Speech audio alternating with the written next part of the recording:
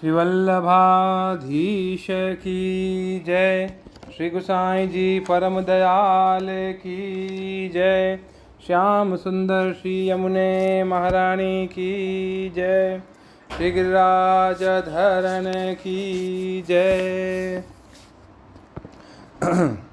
श्रीमद् भागवत पंचम स्कंद। आज है 21वां अध्याय। पिछले वाले अध्याय में यानी 20वें अध्याय में हमने जो पढ़ा था समुद्र के बारे में, अलग अलग वर्षों के बारे में, कहाँ कौन किस प्रकार कौन किनकी स्तुति करता है, कैसा समुद्र है, दूध का समुद्र, मदिरा का समुद्र है ना, ये सब चीज़ें हमने 6 द्वीपों के बारे में हमने पिछले वाले अध्याय में ये सब पढ़ा था। आज हम पढ़ेंगे सूर्य के रथ और उसकी गति का वर्णन। अथैकविंशोऽध्याय। श्री सुखदेव जी कहते हैं, राजन, परिमाण और लक्षणों के सहित इस भूमंडल का कुल इतना ही विस्तार है, सो हमने तुम्हें बता दिया। इसी के अनुसार विद्वान लोग द्युलोक का भी परिमाण बताते हैं। जिस प्रकार चना मटर आदि के 2 दलों में से एक का स्वरूप जान लेने से दूसरे का भी जाना जा सकता है, उसी प्रकार भूलोक के परिमाण से ही द्युलोक का भी परिमाण जान लेना चाहिए। इन दोनों के बीच में अंतरिक्ष लोक है। यह इन दोनों का संधि स्थान है। इसके मध्य भाग में स्थित ग्रह और नक्षत्रों के अधिपति भगवान सूर्य अपने ताप और प्रकाश से तीनों लोकों को तपाते और प्रकाशित करते रहते हैं। वह उत्तरायण, दक्षिणायन और विषुवत नाम वाली क्रमशः मंद, शीघ्र और समान गतियों से चलते हुए समयानुसार मकर आदि राशियों में ऊंचे नीचे और समान स्थानों में जाकर दिन रात को बड़ा, छोटा या समान करते हैं। जब सूर्य भगवान मेष या तुला राशि पर आते हैं तब दिन रात समान हो जाते हैं। जब वृष आदि 5 राशियों में चलते हैं तब प्रतिमास रात्रियों में एक एक घड़ी कम हो जाती है और उसी हिसाब से दिन बढ़ते जाते हैं।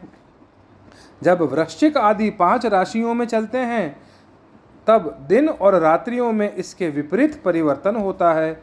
इस प्रकार दक्षिणायन आरंभ होने तक दिन बढ़ते रहते हैं और उत्तरायण आने तक रात्रियां बढ़ती हैं। इस प्रकार पंडित जन मानसोत्तर पर्वत पर सूर्य की परिक्रमा का मार्ग 9,51,00,000 योजन बताते हैं। उस पर्वत पर मेरु के पूर्व की ओर इंद्र की देवधानी, दक्षिण में यमराज की संयमनी, पश्चिम में वरुण की नमलोचनी और उत्तर में चंद्रमा की विभावरी नाम की पुरियां हैं। इन पुरियों में मेरु के चारों ओर समय समय पर सूर्योदय, मध्याह्न, संध्या, सायंकाल और अर्धरात्रि होते रहते हैं। इन्हीं के कारण संपूर्ण जीवों की प्रवृत्तियां या निवृत्त होती हैं। संपूर्ण जीवों की प्रवृत्तियां निवृत्त होती हैं। राजन, जो लोग सुमेरु पर रहते हैं उन्हें तो सूर्यदेव सदा मध्यकालीन रहकर ही तपाते रहते हैं। वह अपनी गति के अनुसार अश्विनी आदि नक्षत्रों की ओर जाते हुए यद्यपि मेरु को बाईं ओर रखकर चलते हैं तो भी सारे ज्योतिर्मंडल को घुमाने वाली निरंतर दाईं ओर बहती हुई प्रवाह वायु द्वारा घुमा दिए जाने से वे उसे दाईं ओर रखकर चलते जान पड़ते हैं। जिस पुरी में सूर्य भगवान का उदय होता है उसके ठीक दूसरी ओर की पुरी में वे अस्त होते मालूम होंगे और जहाँ वे लोगों को पसीने पसीने करके तपा रहे होंगे उसके ठीक सामने की ओर आधी रात होने के कारण वे उन्हें निद्रावश किए होंगे। जिन लोगों को मध्याह्न के समय वे स्पष्ट दिख रहे होंगे वे ही जब सूर्य सौम्य दिशा में पहुंच जाए तब उनका दर्शन नहीं कर सकेंगे। सूर्यदेव जब इंद्र की पुरी से यमराज की पुरी को चले जाते हैं, तब 15 घड़ी में वे 2.25 करोड़ और 12.5 लाख योजन से कुछ 25,000 योजन अधिक चलते हैं। फिर इसी क्रम से वे वरुण और चंद्रमा की पुरियों को पार करके पुनः इंद्र की पुरी में पहुंचते हैं। इस प्रकार चंद्रमा आदि अन्य ग्रह भी ज्योतिष चक्र में अन्य नक्षत्रों के साथ साथ उदित और अस्त होते रहते हैं।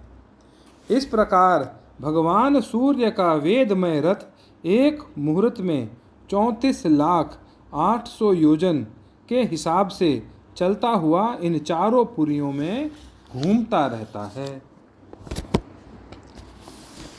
इसका संवत्सर नामक एक चक्र यानी पहिया बतलाया जाता है। उसमें मास रूप 12 अरे हैं, ऋतु रूप 6 नेमियां यानी हाल हैं, 3 चौमासे रूप 3 नाभि यानी आवन हैं। इस रथ की धुरी का एक सिरा मेरु पर्वत की चोटी पर है और दूसरा मानसोत्तर पर्वत पर। इसमें लगा हुआ यह पहिया कोल्हू के पहिए के समान घूमता हुआ मानसोत्तर पर्वत के ऊपर चक्कर लगाता है। इस धुरी में जिसका मूल भाग जुड़ा हुआ है, ऐसी एक धुरी और है। वह लंबाई में इससे चौथाई है। उसका ऊपरी भाग तैल यंत्र के धुरे के समान ध्रुव लोक से लगा हुआ है। इस रथ में बैठने का स्थान 36 लाख योजन लंबा और 9 लाख योजन चौड़ा है। इसका जुआ भी 36 लाख योजन ही लंबा है। उसमें अरुण नाम के सारथी ने गायत्री आदि छंदों के से नाम वाले 7 घोड़े जोत रखे हैं। वे ही इस रथ पर बैठे हुए भगवान सूर्य को ले चलते हैं। सूर्य देव के आगे उन्हीं की ओर मुंह करके बैठे हुए अरुण उनके सारथी का कार्य करते हैं। भगवान सूर्य के आगे अंगूठे के पोरुए के बराबर आकार वाले वालखिल्यादि 60,000